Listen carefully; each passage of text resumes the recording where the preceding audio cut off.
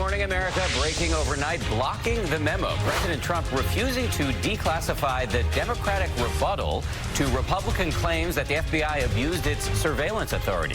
This as a presidential speechwriter resigns amidst abuse allegations while the president expresses sympathy for former presidential aide Rob Porter. He says he's innocent, and I think you have to remember that. And what will happen now to Chief of Staff John Kelly? Winter blast, the Midwest pounded by heavy snow. Havoc on the roads, drivers sliding down the highway, major airport delays, and the flood threat on the way.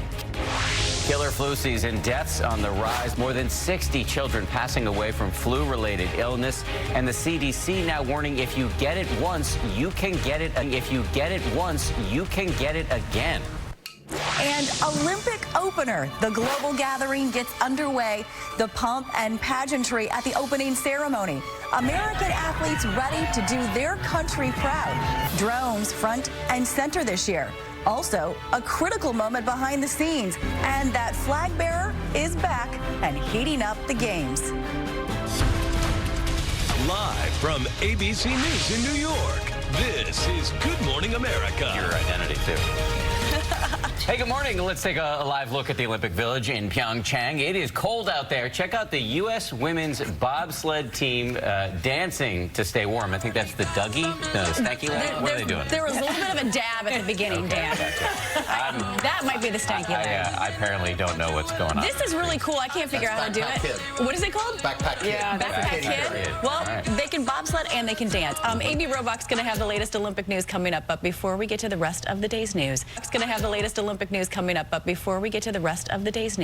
an announcement. Our Ginger Z gave birth to a healthy baby boy overnight. A huge congratulations to Ginger. Huge. And Ben and Adrian. Ginger, absolutely. And while Ginger is on maternity leave, Rob is going to be filling in on weekday GMA. So we, in turn, had to find a fill-in for Rob. We decided to take a chance on an obscure up-and-coming weatherman by the name of Sam Champion.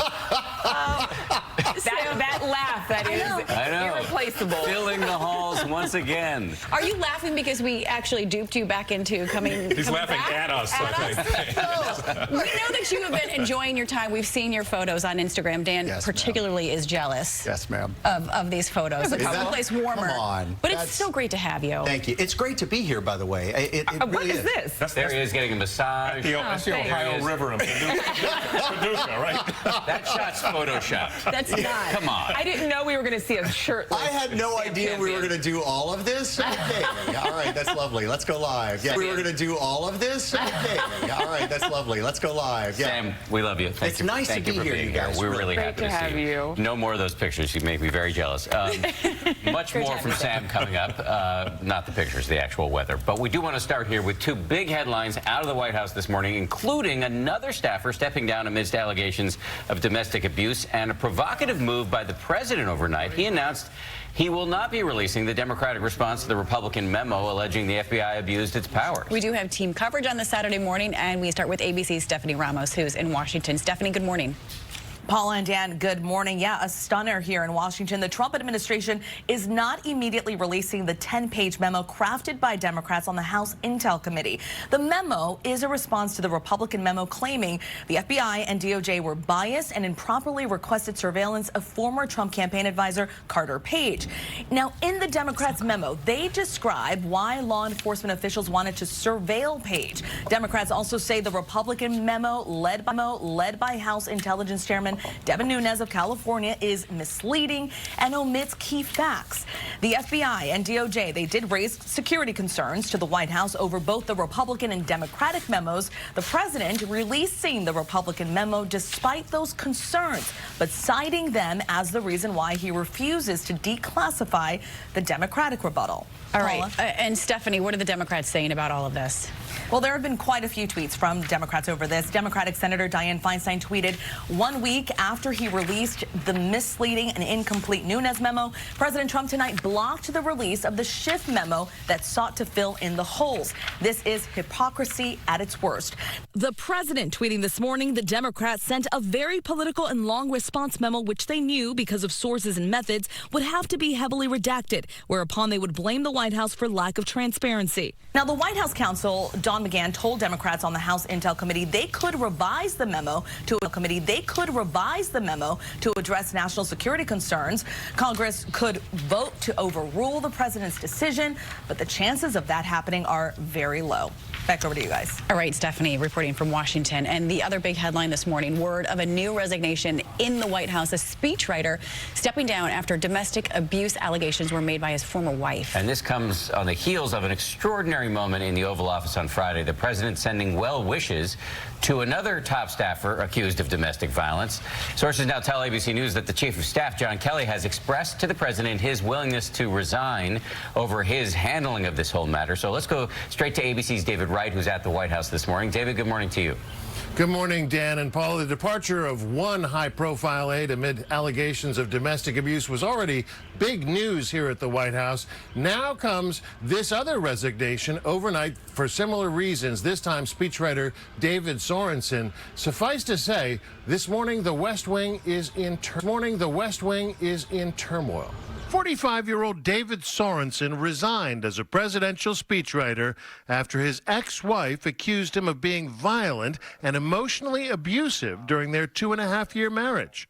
Sorensen denies the allegations, but according to the Washington Post, which broke the story, he says he stepped down because he didn't want the White House to have to deal with this distraction.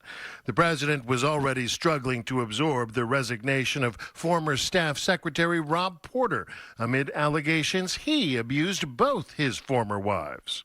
We certainly wish him well. It's a obviously tough time for him. He did a very good job when he was in the White House, and we hope he has a wonderful career, and hopefully he will have a great career ahead of him. But it was very sad when we heard about it, and certainly he's also very sad. Now he also, as you probably know, he says he's innocent. And I think you have to remember that. He said very strongly yesterday that he's innocent. The president expressed his sympathies for Porter, who vehemently denies the allegations, but made no mention of the two women. Both of Porter's ex-wives went public. One, Colby Holderness, released this photo of a black eye she says Porter caused. The other, Jenny Willoughby, told CNN, I was scared. And you called the police? And I did call the police. Sources tell ABC News the president is furious about how his senior staff handled the situation. Chief of Staff John Kelly reportedly knew about the allegations for months, but continued to defend Porter. Sources tell ABC News Kelly has told the president he's willing to resign. This isn't the first time President Trump has come to the defense of a man accused of sexual misconduct, whether it's broadcaster Bill O'Reilly or Alabama Senate candidate Roy Moore. What do you say to women? Let me just tell you, Roy Moore denies it. That's all I can say. He denies it. And by the way, he totally denies it. Or even himself, when more than a dozen women accused him of misconduct after what he said on that Access Hollywood bus. Now, sources tell ABC News there had already been some friction between the president and Chief of Staff John Kelly even before all this. Now, Kelly is on even thinner ice after the Porter situation.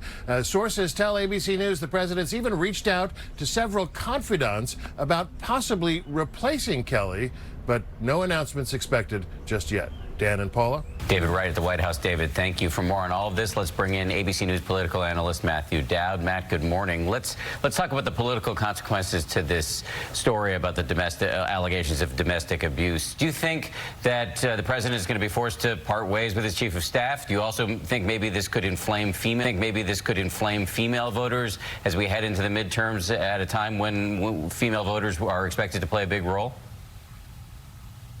Well, Dan, I think the question becomes is this is becoming a cultural problem at the White House, which seems to have infected everybody, starting from the top down. When you have a president that uses he and him and never says she and her in a statement on this, it's obviously widespread in the middle of this. I think it's going to have harm. It's going to harm the Republicans in the general election. But it's not only women voters, it's men voters look at this and say, this is not how we ought to conduct ourselves as a society.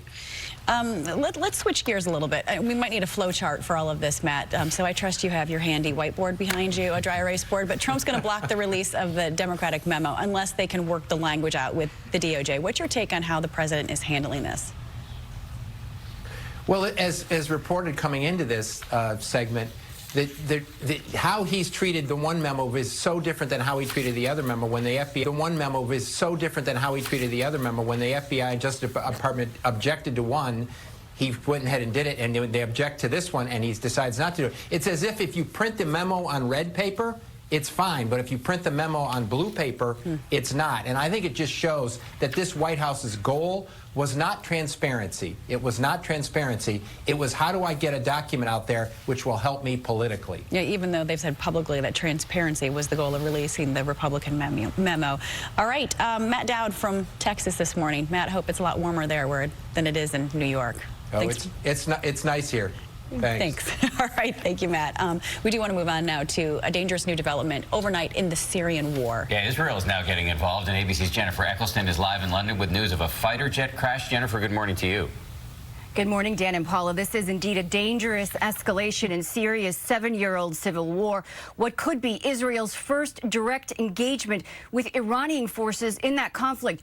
Early this morning, an Israeli jet taken down by anti-aircraft fire from government forces in Syria. That F-16 jet then crashing back into northern Israel. The pilots ejected and are in the hospital. One is seriously injured. Now, Israeli officials are confirming that jet, along with others, carried out raids in Syria after a drone was shot down over Israel earlier this morning. They say it was Iranian and launched from Iranian-linked bases supporting the Syrian regime. Now, just hours ago, more Israeli strikes hitting Syrian air defenses and Iranian targets, 12 in total. An Israeli military spokesman said Iran is playing with fire. The Syrians deny the drones entered Israel, calling today's airstrikes a terrorist act. Dan and Paula. All right, Jennifer, thank you. A lot to worry about in that region now. And back at home, a lot to worry about when it comes to the flu. New numbers from the CDC saying at least 63 children have died from the flu so far this season. And now there's word of another threat. Yeah, there are this season. And now there's word of another threat. Yeah, there are reports this morning of people who've recovered from the flu getting sick with a different strain of the virus. And ABC's Eva Pilgrim has more. Flu season is raging and it's getting worse. 1 in 10 deaths in the U.S. last week due to flu or pneumonia. So far this season, 63 children have also died from flu-related illnesses. 14-year-old Gabriella Chabot of California dying this week. ERs across the country, including this one in New York, packed. The number of flu patients surging, almost doubling in recent weeks. The number of severe cases also up. We've got a lot more patients who are admitted in the hospital who we've diagnosed with influenza. Already, more than 17,000 hospitalizations nationwide, on track to break records. One group hit hard this year, 55 to 64-year-olds. Angie Barwise from Texas got the flu around Christmas. She got better, but a month later, the 58-year-old grandmother was in the ER with a different strain of the virus. I left for just a few minutes, thought everything was going to be okay, and I got a phone call that she had just passed. Her family says she never got the flu shot. The CDC urging even those who've had the flu and recovered to get a flu shot as soon as they are better. The CDC saying multiple strains are active and they are seeing an uptick in the B strain of the flu. It's possible to get more than one flu infection in a season, and we've been hearing reports of that recently. And here in New York, a third child's death now connected to the flu. Officials are telling us even if you have a mild case of the flu, stay home so that you don't infect anyone else. Guys. Yeah, it's really important. Eva, thank you. We're going to turn now to the Winter Games, and there is news both off and on the field. And of course, that's after a rousing opening ceremony. Amy Robach's been covering all the action for us from Pyeongchang. Amy, good morning, or should I say good